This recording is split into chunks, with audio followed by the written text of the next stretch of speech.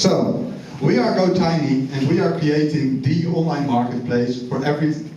Oh, sorry, that's my co-founder. Nice to see you around. You have to be someone else. We are creating the online marketplace for everything tiny house related. And the problem basically is that my co-founder Vlad tried to sell a tiny house 3 months ago. And that was not a pleasant experience. And Vlad, being a full stack developer, decided to do this. Make an online platform for buying and selling tiny houses. Since then, we have gotten our first users and feedback has been overwhelmingly positive. My favorite piece of feedback is actually, oh wow, thank you so much. 1 more month and I would have made a website myself. Since this is demo night, I'll show you a very brief overview of our product. This is the listing page. All those listings are real listings, are available for sale. If you think you want to buy one, go to GoTiny.live and well, buy it. Or at least send a message to the seller. We have live search, filter capabilities where you can find the perfect tiny house for you based on different features, categories, price and location. We also have builder pages in case you want to have a custom-made tiny house that is entirely for your wishes. Aside from users, also the builders love these pages because it enables them to have an online presence with just 5 minutes of work. A listing looks like this. We have a lot of features with a description, pictures, video, anything you can think of. If a client asks us to add more views, we'll do it. That's one of our differentiators from our competitors. Anyhow, market. Over 150 million US residents state that they would consider buying a tiny house. Right now, there are over 300 US builders of tiny houses. There are over 5,000 tiny houses available for sale. But the market right now is still kind of small. For a marketplace like us, so a middleman, the revenue potential is right now about 5 million a year. We believe this is very small, but that it can grow a lot. There are currently 3 main reasons why the tiny house movement is not as big as it could be. The first one is zoning laws. In a lot of places it's unfortunately plain illegal to live in a tiny house. But that is changing. A lot of people are lobbying, and we've seen that recently, for example, in certain cities in the Netherlands, as well as certain states in the US, it is becoming legal to live in a tiny house.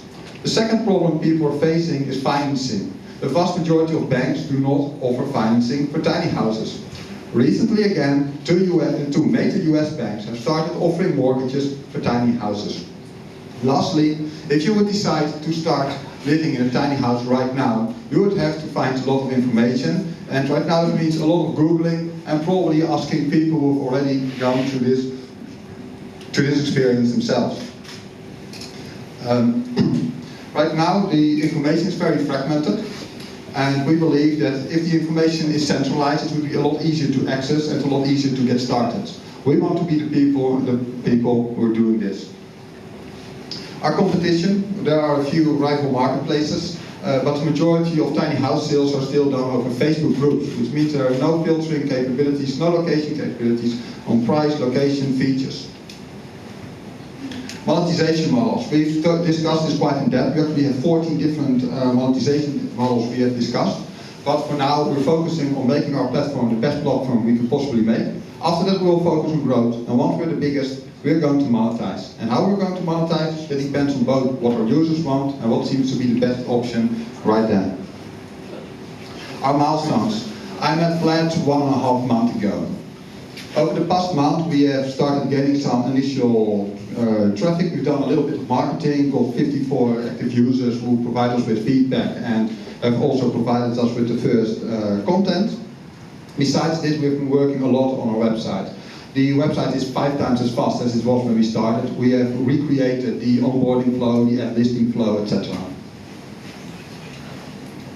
Our cost so far, $200. And we could bootstrap this business for a very long time, but we kind of don't want to. We believe we can do a lot more if we had a team. Right now our to-do list is growing very, very much faster than we can possibly handle with the 2 of us. There are so many opportunities. But that's why we're looking to attract investments, so we can grow a team and accelerate our growth. Thank you very much.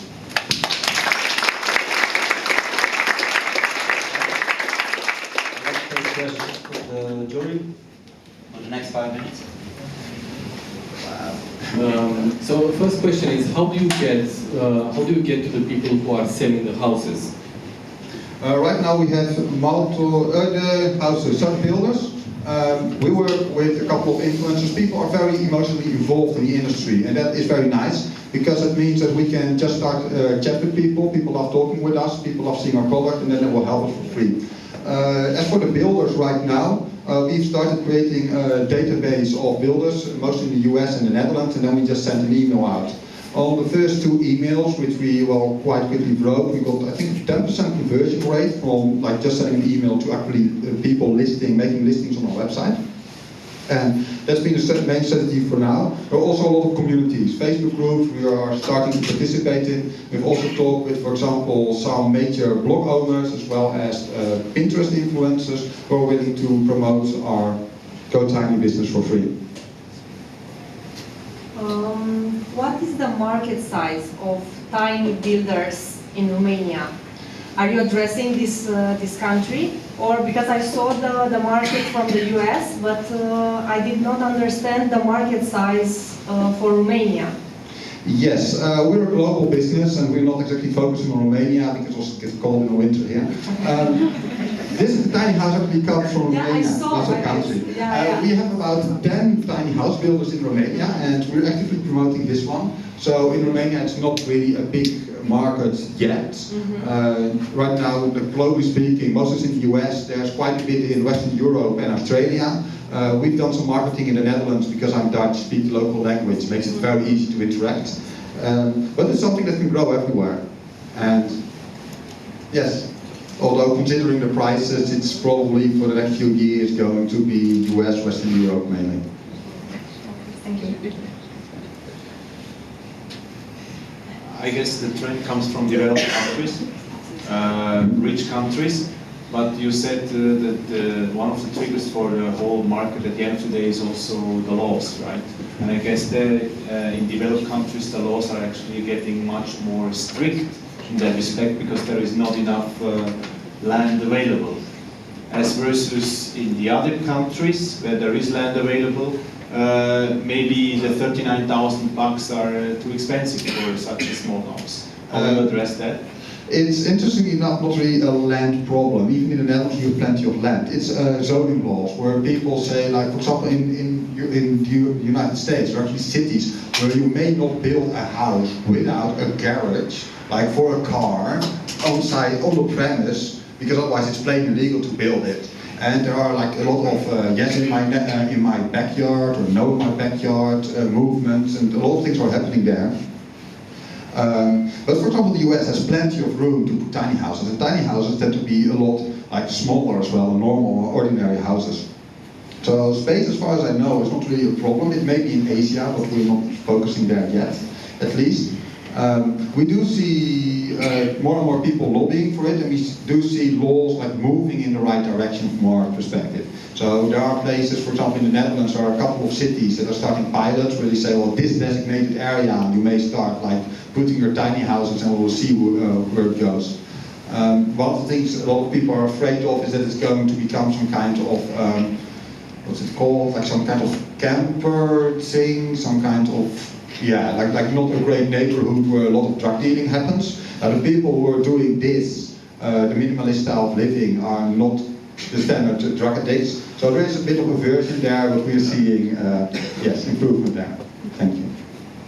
Did you have any house that was sold via your platform? We are not entirely sure actually, because we can only see the first message between buyers and sellers as of now. We have had 8 buyer-seller interactions. One of them was someone from the US who sent to our Latvian builder, interestingly enough, that his houses look super cool and whether he could order 3 of them and whether they could be shipped to the US. We've seen some other interesting interactions, and we actually want to follow up and talk with the sellers in that case and just ask how it goes, but it's on the long list of things that are on our to-do list. Okay, thanks a lot, Matt.